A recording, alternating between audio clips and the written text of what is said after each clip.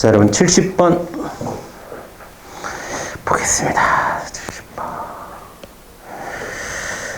70번 볼게요. 자, 보기 1에 의문사항이 발생했을 때 보기 2의 조사 방법이 바르게 연결된 것은 이라고 되어 있습니다. 자, 볼게요. 자, 일단 보겠습니다. 기억번. 이번 사항은 위원들의 합의가 중요한데, 의견을 조사하면서 의견 일치에 도달할 수 있도록 하는 방법. 핵심은 여기서 의견 일치에 도달할 수 있는 방법. 자, 의견 일치에 도달할 수 있는 방법. 자, 그 다음에 조사 방법으로, 자, FGI, 포커스 그룹 인터뷰, 초점 집단 인터뷰 나왔고, 델파이 기법 나왔고, 비실험 설계, 그 다음에 준실험 설계, 횡단적 조사, 중단적 조사 이렇게 나왔어요. 자, 그러니까 여기서는 여러분, 어떻게 보면은 총 6가지가 나왔지만 총 3가지 카테고리에서 나온 거예요. 하나는 자, PGI랑 델파이랑 비교 분석할 수 있느냐, 차이점 알 수 있느냐 라는 거랑 비실험 설계랑 유사실험 설계랑 비교할 수 있느냐, 횡단조사와 중단조사의 특징을 알 수 있는 이 3가지를 한꺼번에 묻고 있는 문제가 되겠습니다. 자, 그러면 자, 델파이 기법이 나왔는데 델파이 기법에서 제일 중요한 것이 델파이 기법에서 몇 번이에요? 70번. 자, 델파이 기법. 자, 델파이 기법은 전문가의 의견을 수렴하는 과정이죠. 수렴하는 과정에서 수렴하고, 그 다음에 계속 반복적인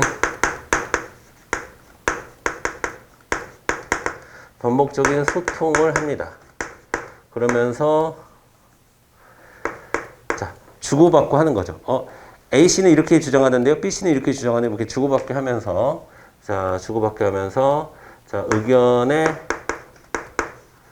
합치를 지향하죠. 자, 그리고 또 하나의 중요한 점은 델파이 기법은 요 과정, 그러니까 요 전 과정에서 뭐가 보장된다는 거예요? 익명성이 보장돼요. 자, 반면에 포커스 그룹 인터뷰는 전문가 또는 이해관계자들을 자, 이거는 그리고 익명성이 보장되고 이것은 주로 메일을 통해서 하는 거예요. 근데 이거는 포커스 그룹 인터뷰는 한 자리에 모으게 합니다. 한 자리에 모여서 자, 그러니까 익명성이 보장이 안 되겠죠, 기본적으로. 그 다음에 어떤 의견의 합치를 위해서 쭉 끌고 가는 것이 아니라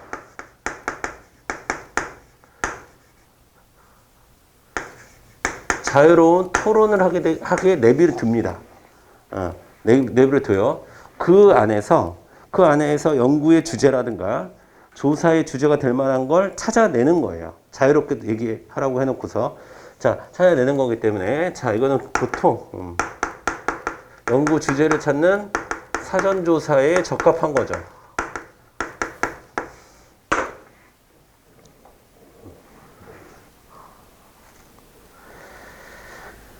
자, 그러니까 기억번은 B 델파이 기법으로 가야 되고요. 그 다음에 이제 실험 설계를 볼게요. 여러분, 우리가 실험 설계를 이야기할 때, 자, 실험 설계를 얘기할 때, 4가지 조건이 요구됩니다. 실험 설계에는. 자, 첫 번째가, 무작위. 또는 랜덤, 또는 난선화. 똑같은 말이에요. 무작위로 자, 표본을 추출했냐, 추출하지 않았냐. 그 다음에 독립변수의 조작. 자, 독립변수의 조작이 가능하냐, 가능하지 않느냐. 자, 그러면 이 독립변수 외의 변수, 그걸 외생변수라고 하거든요. 외선변수 통제할 수 있느냐, 없느냐. 외생 변수 통제할 수 있느냐 없느냐. 그 다음에 자 통제 집단 또는 비교 집단 똑같은 말이에요. 통제 집단이나 비교 집단을 설정할 수 있느냐.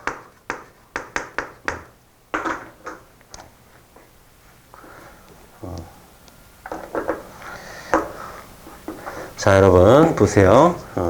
자, 어쩌면 요거는 같은 의미일 수도 있어요. 외생 변수를 통제하기 위해서 통제 집단을 설정하는 거거든요. 이건 같이 갑니다. 3번과 4번은. 그 다음에 요걸 뭐라고 해요? 이걸 실험이라고 하는 거야. 독립 변수를 조작하는 것을 실험이라고 하는 거야. 실험. 자, 그러면 자, 비실험 설계는 적에 빠져 있는 거예요. 2번이 빠져, 이거 2번만 빠진 게 아니라 2번이 빠지면 이거는 실험으로서 기본 토대가 다 무너지게 되는 거예요. 그 다음에 여러분 유사 실험 설계는 나머지 것은 어느 정도 갖추고 있는데 뭐가 빠져 있는 거냐면 무작위가 빠져 있는 거예요. 그래서 여러분들이 자, 비실험 설계 오른쪽에다가는 독립 변수 조작 X, 즉 실험 자체를 하지 않는 것을 얘기하는 거예요. 자, 그 다음에 무작위를, 그러니까 그 유사 실험 설계는 뭐냐면 무작위를 하지 않는 것을 얘기하는 거예요. 나머지도 좀 더 부족하긴 부족해. 부족하긴 부족한데, 일단 핵심은 이걸 하지 않으면 우리가 비실험 설계라고 해요. 실험을 하지 않고 그냥 A 보고 시간 지난 다음에 또 시간 또 보고 이런 설계를 우리가 비실험 설계라고 하는 거야. 그 다음에 실험 설계는 A와 B 사이, 그러니까 사전과 사후 사이에 실험이 존재합니다. 하지만 그 실험 대상을 선정하는 데 있어서 무작위로 하지 않아요. 그런 경우로 유사 실험 설계, 주인 실험 설계라고 얘기하는 거예요. 자, 한번 읽어볼게요. 니은번 읽어볼게. 실험 설계처럼 완벽하진 않지만 그 얘기는 저 1번이 빠져 있다라는 거예요. 무작위로 하진 않지만 자, 독립 변수 조작과 외생 변수 통제가 가능하대. 2번하고 3번이 가능하대. 그리고 비교 집단을 설정할 수 있대. 4번도 가능하대. 그러면 뭐만 빠진 거예요? 1번만 빠진 거지. 무작위만 빠진 거지. 그런 거를 비실험 설계라고 얘기할 수는 없겠죠. 그래서 유사 실험 설계를 의미하는 겁니다. 이해되죠? 자, 그 다음에 그래서 B, D 일단 정답은 4번 나왔고 그 다음에 베이비 부머들의 은퇴 시기가 다가오는데 이들의 노후 준비 상황에 대해 매년 어떻게 변화하는지 자, 알 수 없을까? 일단 종단적 조사, 종단 조사라는 건 알 수 있죠. 그럼 이런 건 종단 조사 중에서도 뭐야? 아니야? 트렌드? 동년배 코호트 조사죠. 코호트 조사. 베이비붐 세대들의 자, 변화. 자, 특정 세대들의 변화를 주고 동료 집단, 동년배 집단, 코호트. 되죠? 자. 71번 넘어갈게요. 정답은 4번이고요. 71번. 자, 사회복지 조사 연구의 과정을 순서대로 바르게 나열하는 것은 이라고 되는데 이건 뭐 여러분 거저주는 문제라고 볼 수 있습니다. 그렇죠? 자, 필기만 잠깐 하겠습니다, 여러분. 자, 여러분 문제 설정부터 해야 되죠. 뭘 문제할지. 그래서 문제 설정, 그 다음에 그 옆에다 여러분 문제 제기. 문제 제기라는 표현을 더 많이 써요. 문제 제기. 자, 그 다음에 이제 조사 설계 또는 연구 설계를 하죠. 똑같은 말이에요. 조사 설계, 연구 설계를 하면 자, 어떻게 조사할지, 가설은 뭘로 할지 등등 하는 거죠. 그 다음에 자료를 수집합니다. 자료 수집의 대표적인 방법이 뭐가 있어요, 여러분? 질문지법, 실험법 이런 걸 우리가 양적 연구에서 주로 사용하는 자료 수집 방법이에요. 양. 자, 질문지법, 실험법, 양적 연구에서 주로 사용하는 거고 그 다음에 면접을 통해서 자료를 모을 수도 있죠. 면접법, 그 다음에 관찰법. 그렇죠? 이런 건 주로 질적 연구에서 많이 사용하는 자료 수집 방법이죠. 자, 이런 것들을 자료 수집이라고 하는 거예요. 그러면 질문지법은 설문조사를 얘기하는 거고 설문조사를 통해서 자료를 모았어. 자, 그 다음에 뭐 해야 돼? 자, 자료 처리 및 분석. 그 옆에다 여러분 통계 처리라고 써있어요. 이걸 우리가 통계 처리 혹은 통계 분석 이렇게 얘기하는 거예요. 그러면 모은 자료를 통계적으로 해가지고 뭐 엑셀을 돌리든가 평균을 내거나 아니면 분산을 구한다거나 그런 과정을 거치겠지. 그 다음에 결과 해석 및 보고서 작성. 자, 거기서 여러분 함의라고 써 있어요. 함의, 연구 함의. 그러니까 연구 결과의 함의. 그럼 이 연구 결과가 어떤 식으로 우리가 해석을 해야 되고 이게 지금 우리 학문적인 영역에서 어떤 의미가 있고 그다음에 현실에서 어떤 기여를 할 건지 그 담고 있는 의미, 이 해당 연구가 의미가 없는 연구를 할 필요는 없잖아. 사회에서 사회복지 연구에서 그렇지? 그래서 함의라고 합니다. 함의. 맨 마지막 과정을 자 연구 결과 함의라고 표현하기도 합니다. 자 그리고 동의 표현도 잘 알아두시고 자 순서는 어렵지 않게 3번이고요. 그다음에 72번 가겠습니다. 72번. 자 표집이에요. 표본 추출.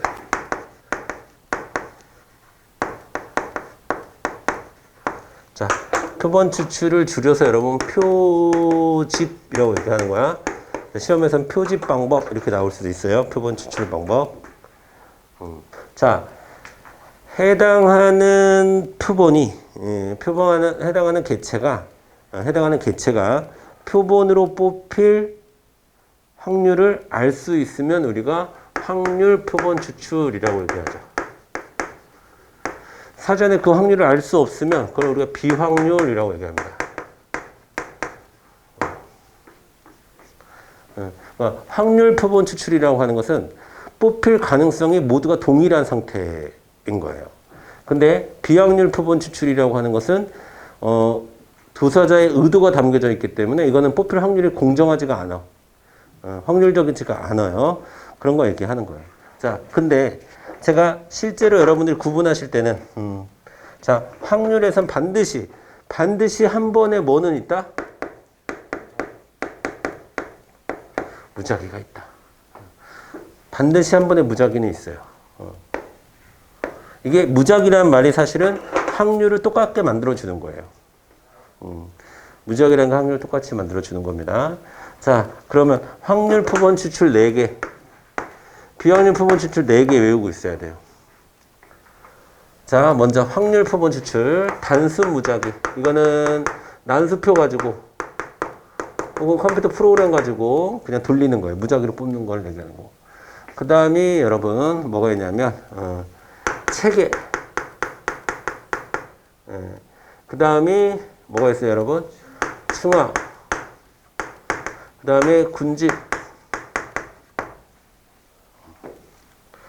자, 우리 시험은 다소 다양하게 표현을 하니까 이거를 체계 표집, 체계적 표집이라고 하기도 하고 계통 표집이라고 얘기도 해요. 똑같은 말이야, 계통. 그 다음에 이 군집을 집락 표본 추출이라고도 해요. 자, 자세한 건 필기 안 해드릴게요. 체계는 뭐예요? 자, K번째를 무작위로 뽑고 1번, 11번, 21번, 31번 이런 식으로 뽑는 거죠. 처음에는 무작위로 뽑고 한 번에 무작위는 있어야 돼. 층화는 뭐야? 층을 나눌 때 무작위로 해도 되고 그 다음에 층이 그냥 뭐 1학년, 2학년, 3학년, 4학년 이런 식으로 이미 나눠져 있다. 그러면 그 층 안에서 반드시 어떻게 뽑아야 돼요? 무작위로 뽑아야 돼. 그러니까 층을 나눈 다음에 꼭 무작위로 뽑아야 돼요. 층도 무작위로 뽑아도 돼. 근데 층은 이미 나눠져 있어, 대부분. 그리고 나서 무작위로 뽑는 거고. 그 다음에 군집은 뭐야? 여러 특성을 담고 있는 여러 군집이 있으면 그 군집 중에 하나를 어떻게 뽑아야 돼? 무작위로 뽑아야 돼.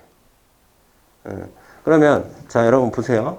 자, 대선 여론조사하기를 전국적으로 하기 힘드니까 예를 들면 여러 거 집락 있죠. 서울도 있고 부산도 있고 대구도 있는데 가장 많은 다양한 성향을 담고 있는 지역 한 군데를 선정을 해. 그리고 거기서 어느 당을 지지하는지를 조사를 하는 거야. 무작위로. 그런 걸 집락 군집이라고 얘기하는 거야. 이해되시죠? 그 다음에 비확률 표본 추출에는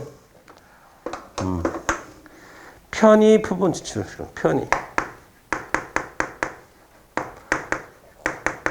판단. 그 다음에 할당.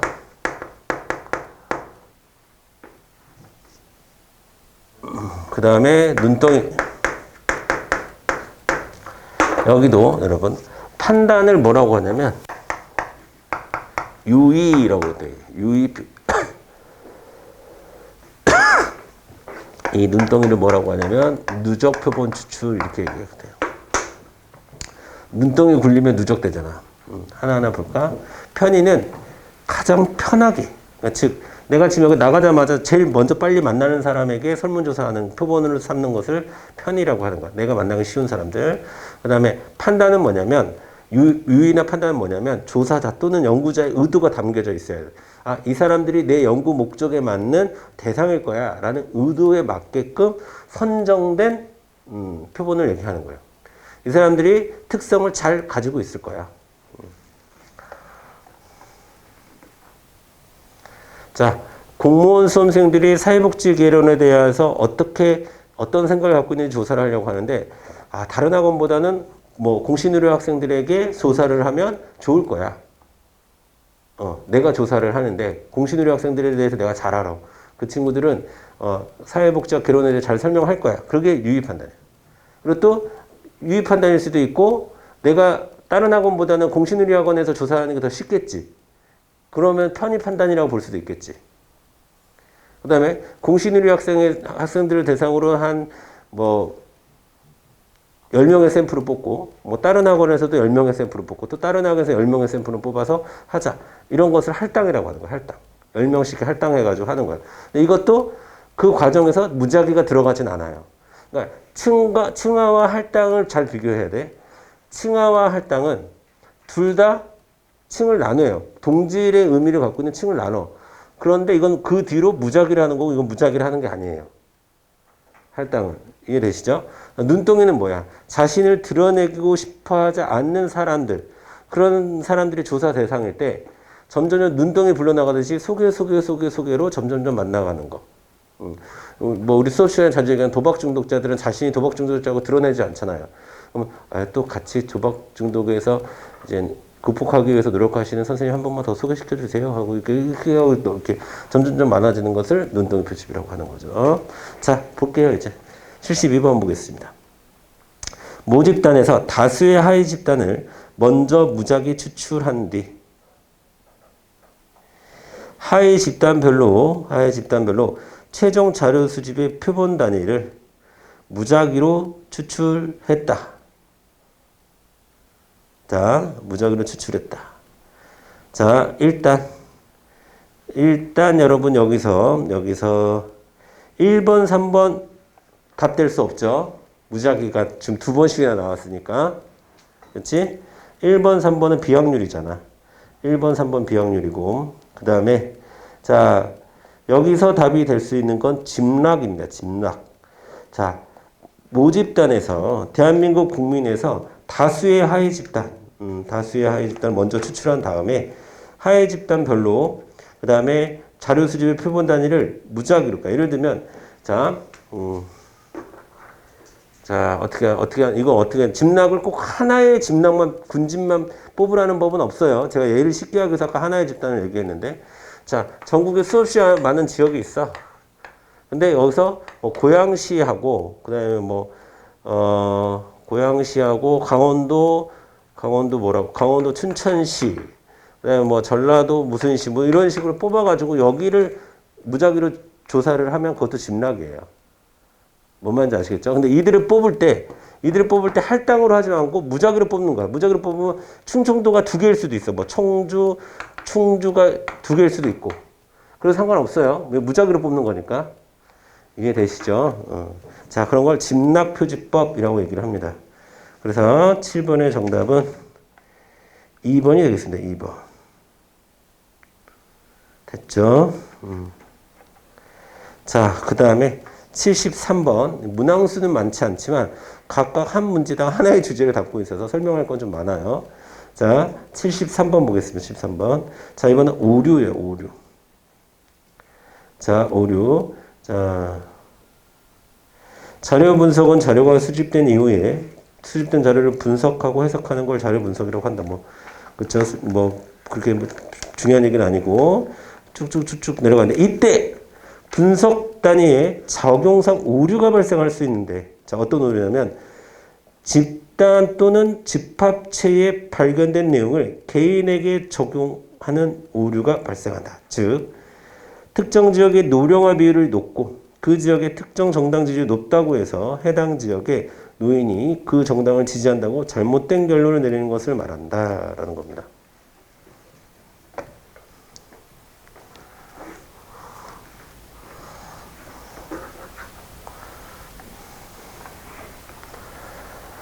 됐죠. 그래서 여러분 여기 여러 가지 오류가 있는데 일단 두 가지만 일단 정리를 해볼게요. 두 가지. 하나는 자 생태학적 오류.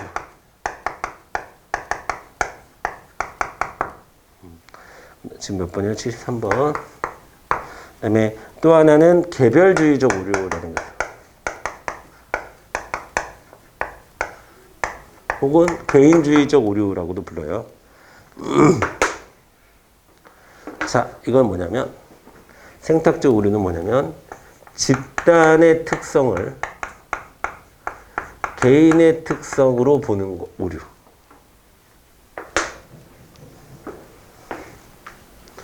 자, 얼마 전에 제가 택시를 탔어요. 근데 요즘 택시 분들이 이제 시기도 시기고 택시 기사분들이 정치 얘기 잘 안 해. 예, 근데 내가 타니까 사실은 제가 유튜브로 뉴스를 봤어. 얼마 전에 이제 목포 갔을 때 출장으로 목포 가가지고 이제 목포에 택시 탔는데, 자 목포에 택시를 탔어요. 근데 목포는 민주당 지지하시는 분들이 많아요. 그쵸? 근데 그래서 저도 당연히 기사분이 또 이렇게 나이도 많지 않아. 내가 딱 보니까. 나랑 비슷하거나 좀 나보다 좀 많을 것 같아. 예. 그랬어요. 근데 내가 그때 이제 TV 토론하는 거를 보고 있었어. 근데 그분이 나한테 그분이 당연히 이제 민주당 지지하는 분이시겠구나 했더니 전혀 아니야. 근데 보통 집단, 그러니까 즉 목포라는 지역 집단, 그 다음에 4, 50대는 민주당 지지가 많아요 지금. 근데 개인이 그렇다고 집단이 특성이 그렇다고 개인도 그러라고 하는 건 아니죠. 그렇죠? 그리고 진짜 이것도 제가 여러분에게 사례를 설명하려고 그런 게 아니라 진짜로 그런 적 있어요. 내가 여기 이번에 고양시에서 탔어. 고양시에서 택시를 탄 적이 있었는데 70대 할아버지야. 그래갖고 딱 할아버지인데 나한테 대선 누구 찍을 거냐. 그때부터 막 얘기하고 싶지 않은 거야. 근데 아저씨가 그 할아버지가 내가 생각하는 반대. 나는 뭐 혼이 이렇게 70 넘으시고 그러면 저희 아버지도 그러시거든요. 그래서 뭐 또 태극기 부대 막 이런 얘기 하실까봐 아이고 그랬는데 그렇지 완전 반대시더라고요. 그러니까 우리가 집단의 특성을 개인의 특성으로, 그러니까 저는 이제 뭐 어떤 오류에 쌓여 있었던 겁니까? 생태학적 오류를 갖고 있었던 거죠. 그 다음에 예를 들어서 내가 그 택시 기사로는 내가 아는 내가 자주 보는 방송에 뭐예요?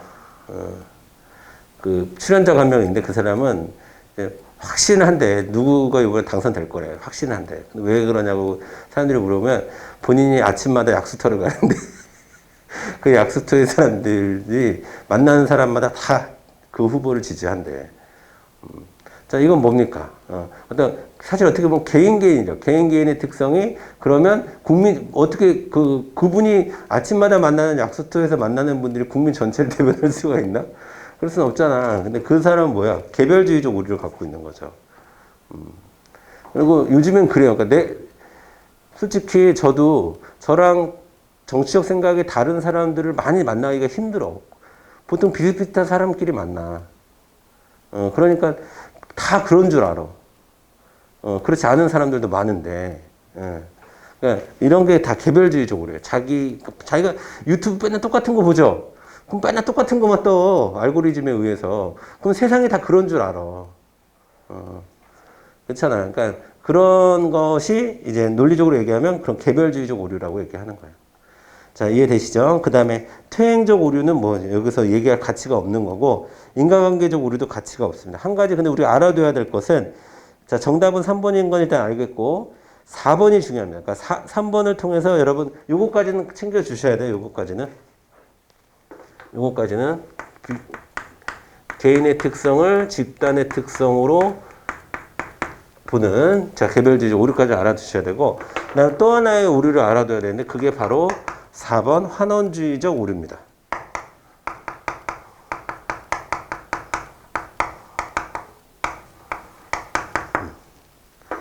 자, 환원주의적 오류를 뭐라고 얘기하냐면, 이렇게도 표현해요. 축소주의적 오류.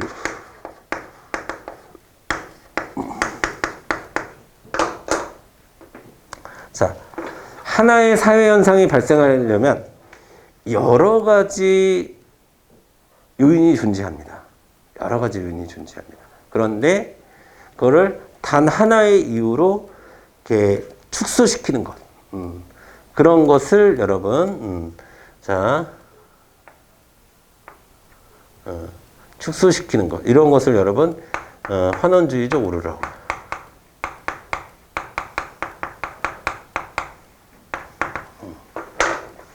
제가 뭐 촬영되는 수업에서 좀 말씀드리는 게 그렇지만, 우리 아버지가 그럽니다, 우리 아버지.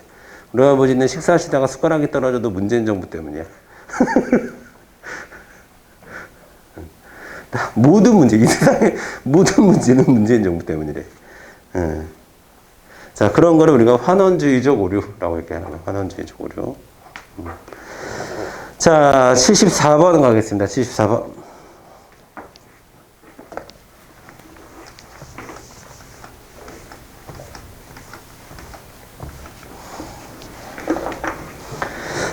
사회복지 자료 분석 및 해석 과정에서 범할 수 있는 생태학적 오류에 대한 설명으로 옳은 것은 정답은 2번이겠죠. 집단의 내용을 개인 단위로 설명하는 오류, 생태학적 오류 방금 자세하게 봤고요. 그 다음에 1번 보겠습니다.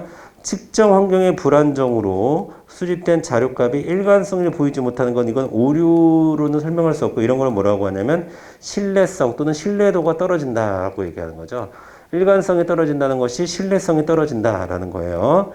자, 그 다음에 3번. 자, 이게 바로 환원주의적 오류죠. 자, 어떤 사회현상이 원인이나 개념을 지나치게 제한하거나 단순화하는 것. 그것을 우리가 환원주의적 오류라고 합니다. 자, 그 다음에 소수의 표본에서 얻은 결과를 전체로 과도하게 사용하는 것. 이거를 아까 제가 얘기했던 뭡니까? 개별주의적 오류. 오류로 얘기하면 개별주의적 오류라고 얘기도 할 수 있고, 그 다음에 이런 것들을, 자, 이런 것도 이런 겁니다. 이걸 뭐라고 얘기하나? 어떻게 한 거예요?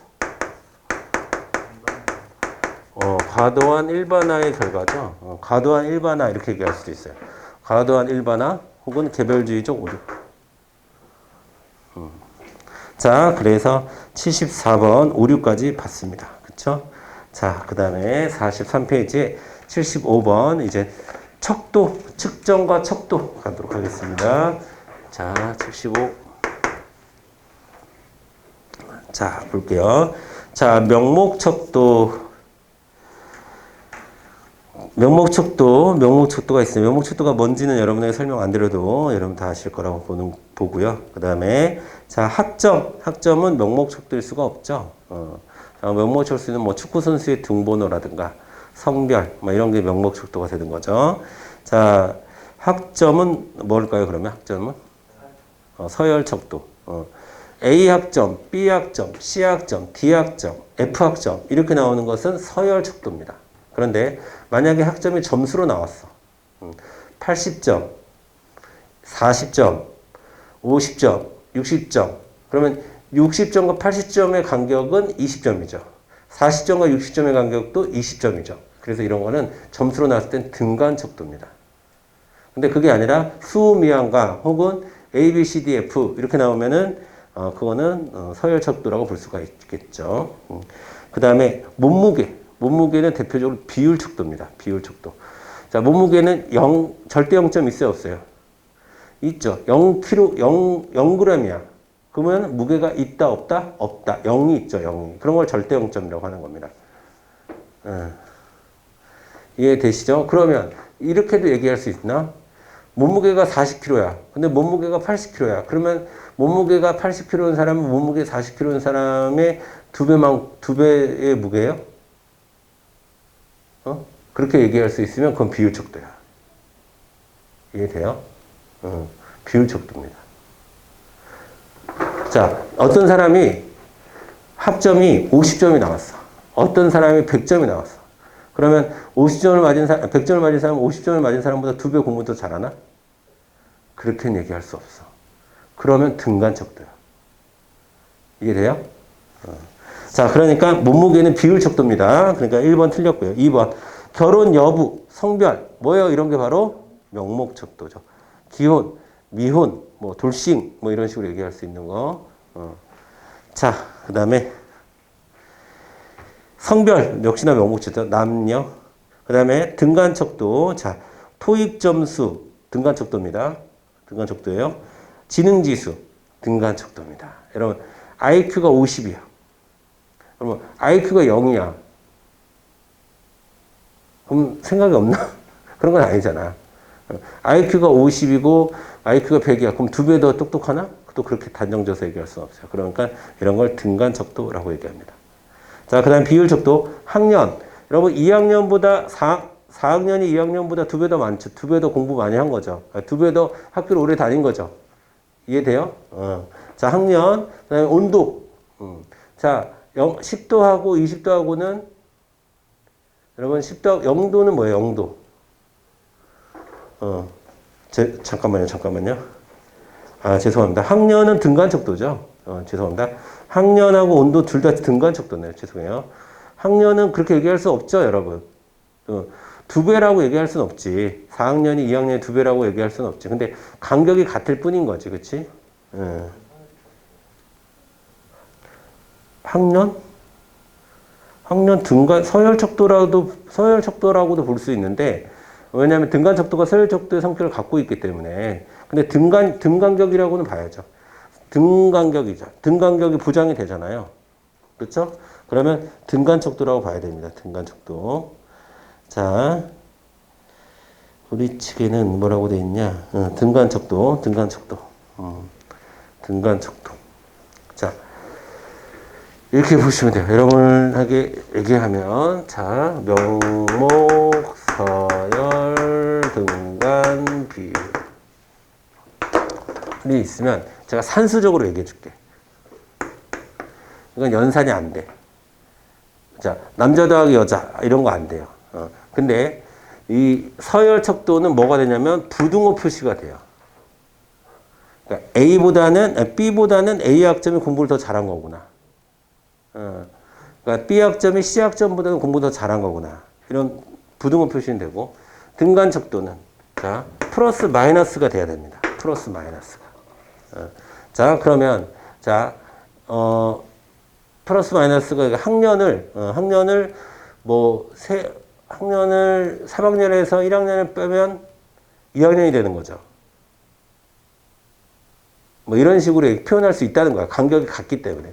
플러스 마이너스가 되고, 그 다음에 비율척도는 4층 연산이 가능해. 곱하기 나누기도 가능해. 그런 걸 비율척도라고 하는 거야. 자, 그 다음에 그러니까 기억번, 자, 점수 일단 75번은 3번으로 와주셔야 되고요. 그 다음에 76번은 자, 비율 측정 혹은 비율 척도에 대한 설명인데, 자, 명목, 서열, 등간의 특성을 모두 갖고 있습니다. 비율은. 등간은 명목과 서열의 특성을 갖고 있고, 서열은 명목의 특성을 갖고 있고. 이 순서대로 그러니까 암기를 해주셔야 되지. 명목, 서열, 등간, 비율. 그 다음에 니은. 자, 등간과 비율의 가장 큰 차이점은 절대 0점의 존재입니다.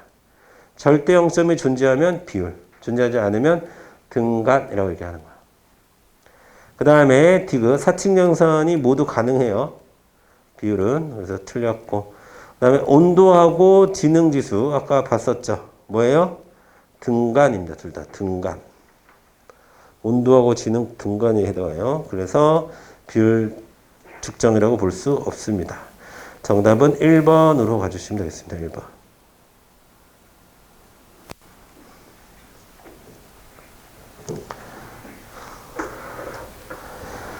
자, 그 다음에 자, 척도 보도록 할게요. 척도.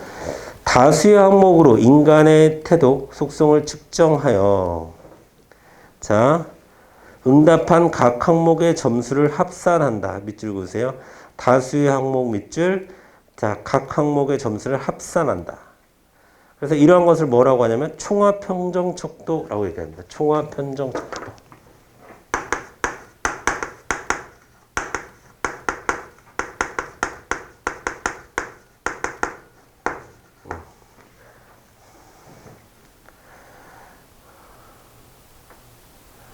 자, 모두 더해서 평균치의 특징을 드러내는 척도를 총합평정척도라고 얘기하는데, 자, 총합평정척도를 두 가지로 나눠서 설명하는 경우도 있어요. 두 가지가 됩니다. 하나는 자,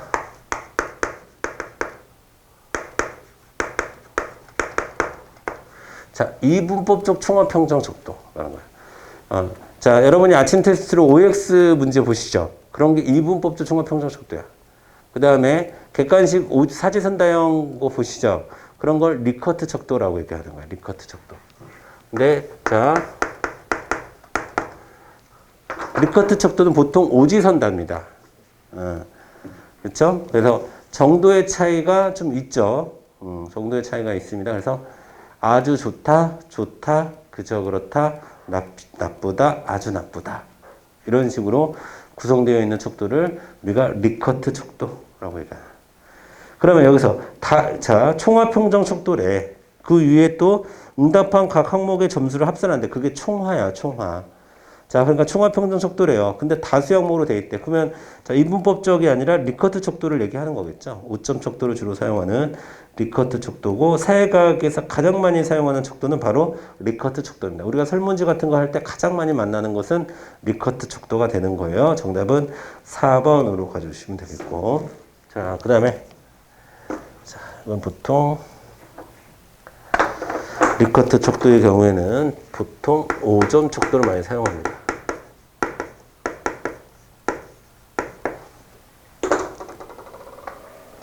이거는 OX 얘기하는 거예요. OX. 예, 아니요. 이거는 근데 예, 아니요가 아니죠. 아주예, 예, 그저 그래, 아니요, 아주 아니요. 이게 리커트 척도고. 그렇지? 자, 그 다음에 거트만 척도라고 되어 있는데, 거트만 척도. 거트만 척도라는 것은, 자, 이것도 동요 알아두세요. 거트만. 누적 척도라고도 불러요. 누적. 자, 거트만 척도라는 것은 점점 강도를 누적하면서 물어보는 거예요.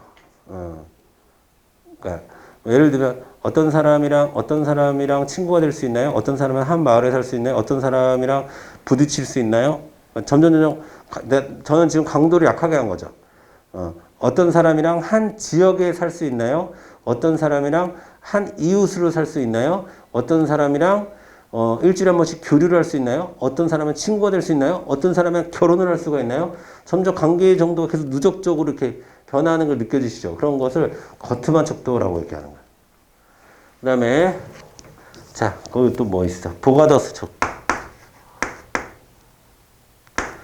자, 보가더스 척도는 여러분, 사회적 거리 척도입니다. 이것도 마찬가지예요. 이것도 약간 누적적인 성격이 있어요. 그래서 사회적 거리를 어느 정도로 보느냐는 거고요. 그 다음에 서스턴 척도.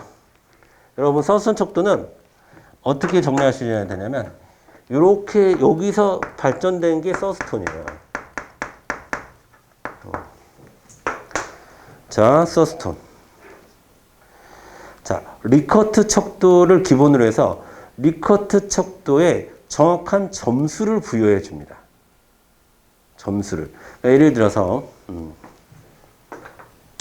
아주 예의 100점. 아주 그렇다의 100점, 그렇다의 80점. 그 다음에 그저 그렇다의 50점. 아니다의 싫다의 30점. 그 다음에 여기 뭐 0점. 뭐 이런 식으로. 이거 그렇죠? 실패했어. 자, 이게 등간격이 돼야 돼. 등간격이. 등간격이 돼야 돼. 자, 그러면 얘의 90점, 70점, 50점, 그 다음에 30점, 10점 이런 식으로 보통 줘요. 그러면 다 등간격이죠. 20점씩. 이렇게 점수까지 부여해서 이게 기본적으로 리커트 척도는 한 70%는 서열 척도라고 봐야 됩니다. 근데 약간 간격이 있긴 있는 것 같지. 아주 그렇다와 그렇다. 근데 아주 그렇다하고 그렇다 사이에 간격이 어느 정도야? 그러면 얘기하기가 약간 그래. 아주 그렇다와 그렇다의 간격과 그렇다와 그저 그렇다의 간격이 똑같아? 그렇게 물어보면 또 약간 애매해. 뭔 말인지 알겠어요? 그러니까 서열적인, 그리고 단순한 서열이라고 얘기하기는 조금 또 애매해. 약간 그 중간에 있는 게 리커트예요. 그래서 그거를 등간 척도화 시켜주는 거야. 리커트 척도의 등간 척도화.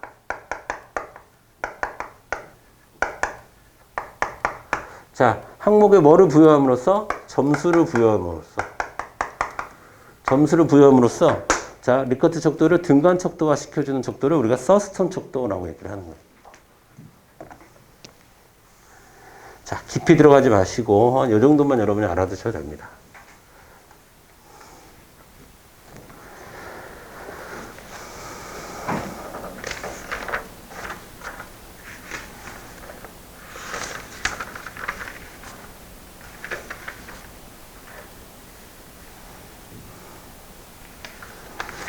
자, 넘어가서 78번.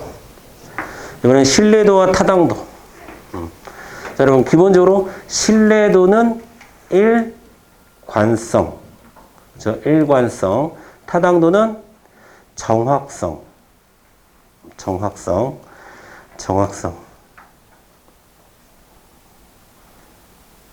자, 볼게요. 신뢰도를 높이는 방법으로 옳지 않은 것은 1번. 자, 표준화된 측정 도구를 사용하면 신뢰도가 일관된 점수가 나오겠죠. 그러니까 신뢰도라는 것은 이게 측정 도구라는 것은 자야, 자. 표준화된 자가 정확하게 센티미터나 밀리미터가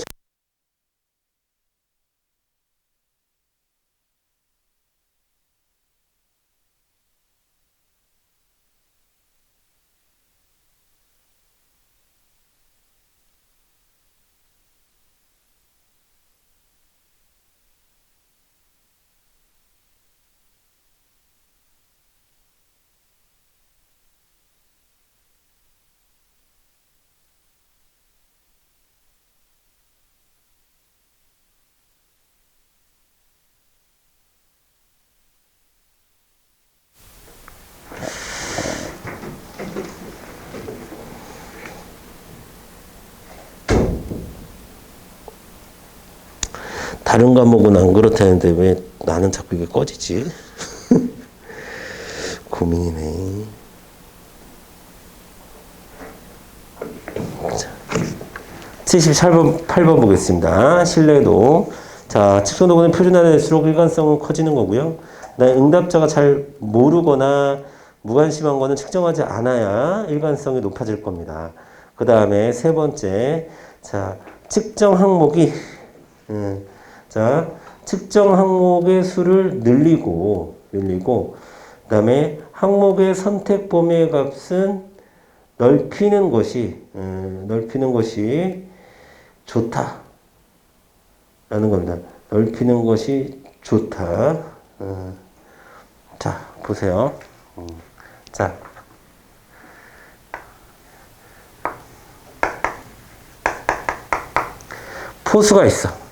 포수가 있어. 그러면 내가 스트라이크를 몇 번이나 던지냐, 투수가 보는 거야. 그러면 자, 공은 자, 세 번 던졌을 때는 자, 여러분, 공이 한 번 스트라이크, 두 번 스트라이크, 세 번 볼 이렇게 던지면 일관성이 그다음 3분의 2 정도밖에 안 되죠. 일관된 결과가 나오는 게. 근데 이걸 여러 번 던져. 한 30번 던져. 그러면 이 사람의 일관성은 좀 더 늘어날 수 있겠죠. 그렇죠? 그래서 측정 하위 변수의 수는 늘리고, 이게 그런 거고. 그다음에 범위라는 건 뭐냐면 이 범위 스트라이크 존 같은 거야. 이 범위는 늘리면 늘릴수록 자, 스트라이크가 계속 일관적으로 나올 확률이 높겠죠. 범위는 늘리면 늘릴수록 스트라이크 범위는 확률이 높은. 선택 범위의 값은 늘려주는 것이, 넓히는 것이, 측정 수는 늘리고, 그렇죠? 자, 측정 항목의 수는 늘리고, 그 다음에 범위는 넓히는 것이 일관성이 많이 나옵니다. 아시겠죠? 자, 그 다음에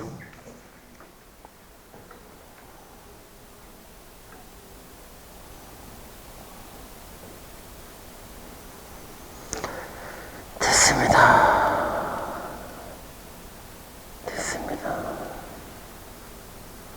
자, 이건 이렇게도 얘기할 수 있어요, 여러분. 우리 시험으로 치면은, 자, 우리 시험에 치면 일관된 결과가 계속 나오느냐를 보려면, 우리 시험으로 치면, 자, 시험의 문항수는 늘리고, 그 다음에, 자, 문항수는 늘리고, 합격 커트라인은 낮추고, 그러니까 합격 커트라인을 낮춘다는 것은 합격할 수 있는 합격권 점수는 늘리고, 그러면 계속 일관되게 합격이 계속 일관된 결과가 나올 가능성이 좀 많겠죠. 그런 얘기예요. 자, 그러니까 3번 틀렸고 4번 측정 항목의 모호성을 줄여야지 일관성 측정이 가능합니다. 그 다음에 79번. 자, 사회복지조사에서 조사도가 측정하고자 의도했던 개념을 정확히 동그라미 치고 정답은 정확성을 측정하는 타당도. 여러분, 타당도는 외적 타당도와 내적 타당도가 있어요. 근데 아무 말 없이 타당도 그러면 내적 타당도 중심으로 얘기하는 거다 이렇게 이해를 하셔야 돼요. 자, 정리해드리면 이렇게 되는 거죠. 자, 신뢰도와 타당도가 있어. 타당도가 내적 타당도가 있고 외적 타당도가 있어. 자, 그러면요, 여러분. 그러면,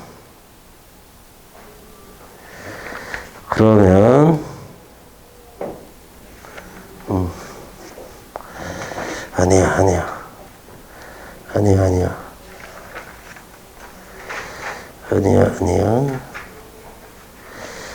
그걸 뭐라고 표현해야 될까? 내적 타당도를.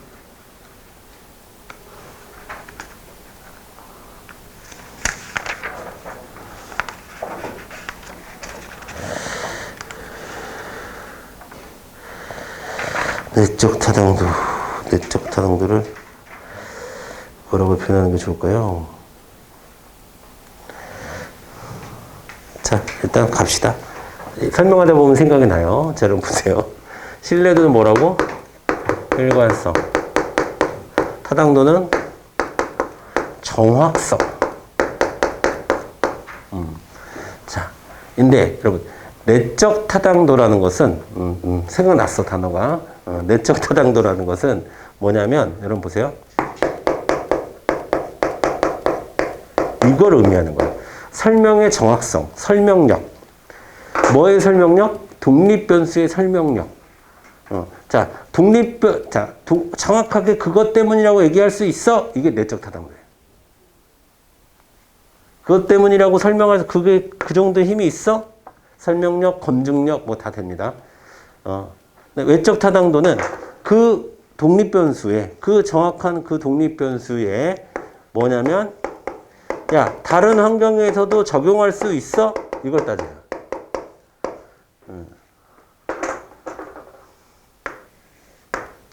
이걸 합쳐서 타당도라고 얘기해요. 정확성이라고 얘기하는 거야.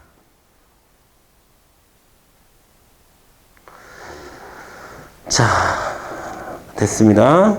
자, 그래서 정답은 2번으로 가주시면 되겠고, 자, 1번 신뢰도는 일관성을 측정하는 것이고, 3번 자유도는, 자, 자유도는 여러분 이건 통계에서 주로 쓰이는 건데, 자유롭게 가질 수 있는 독립변수의 개수를 얘기하는 거예요.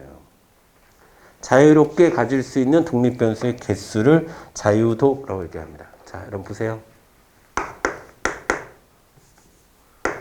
10은 A 플러스 B 플러스 C다.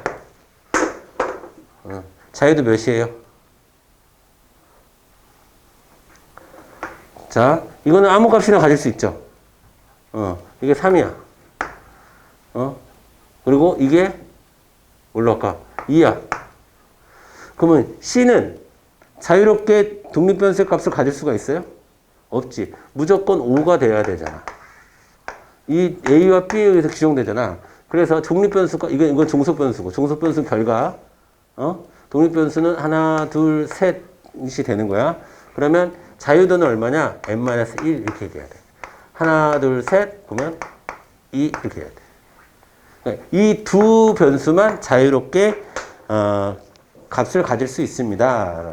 자유도는 독립변수가, 그러니까 자유롭게 가질 수 있는 독립변수의 수. 자유를 가질 수 있는 독립변수의 수. 자유를 가질 수 있는 독립변수의 수를 자유도라고 얘기하는 거예요. 보통 표본이 10개다. 그러면 자유도는 9개입니다. 나머지 1개는 그 9개에 의해서 결정이 돼요. 표본이 100개다. 자유도는 99개입니다. 무조건 n-1을 해주는 거야. 참고로 알아두세요. 자유도는 n-1이다.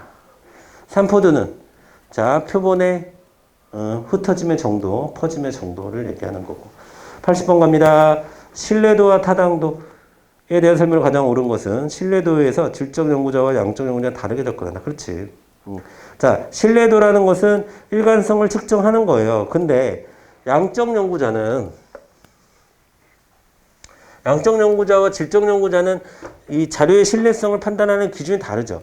자, 질적 연구자는 저 사람이 이야기하고 있는 게 진심인가라고 하는 관찰과 면접을 통해서 진실일까? 믿을만 할까? 일관적인 얘기를 하나라는 것을 면접이나 이런 것을 통해서 알아낼 수밖에 없죠. 그러니까 어떻게 보면 약간 그러니까 신뢰성이라고 하는 것은 주관적으로 가질 수밖에 없어요. 사실은 질적 연구에서는.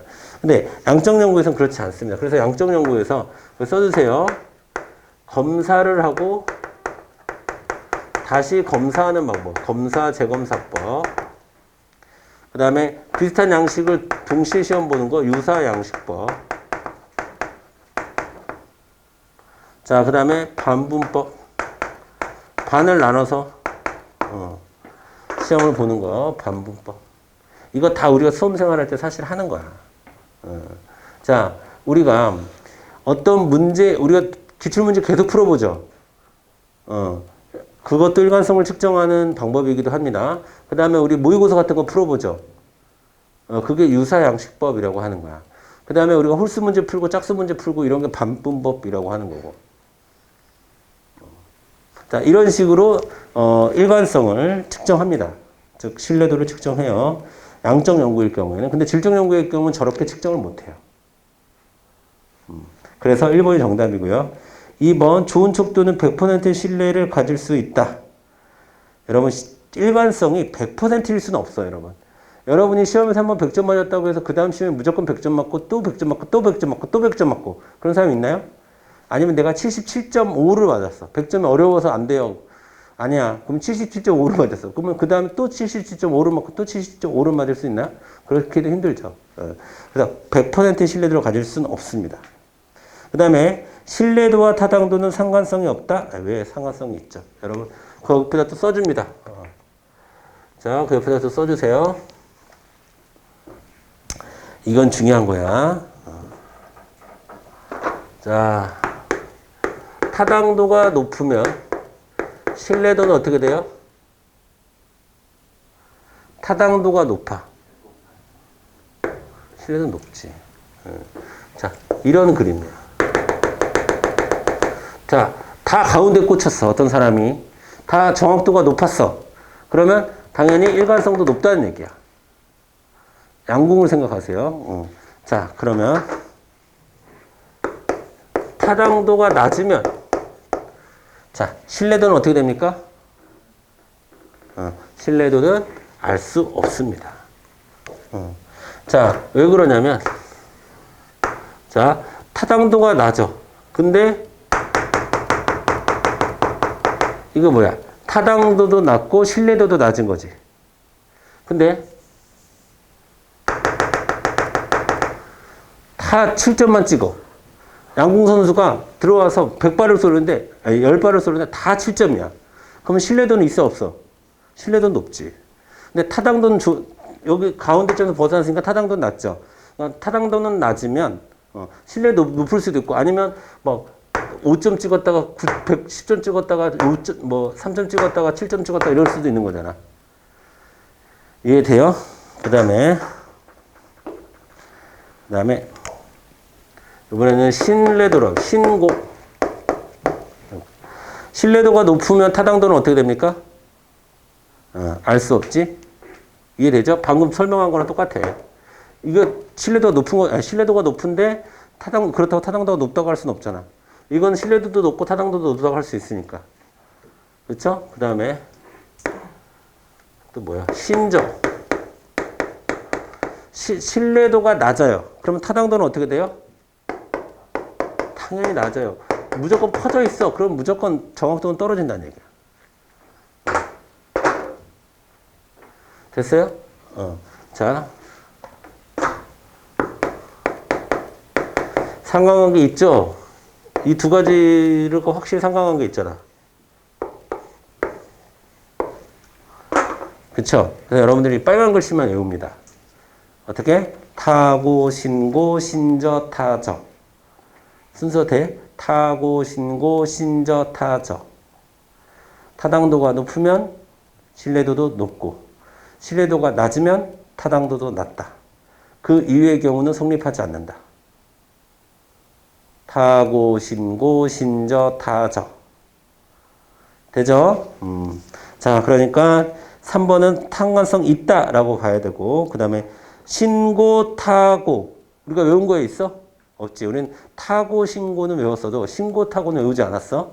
이런 거는 안 돼. 이거를 여러분이 생각하면 좋은데 생각은 한 번 하고 암기로 끝내야지. 실제 시험장에서 생각하고 앉아있으면 안 돼. 시험장에서 막 이거 그림 그리고 있으면 안 돼. 그러면 국어랑 영어 못 풀어요. 아시겠죠? 그러니까 외우셔요. 뭘 외우셔라?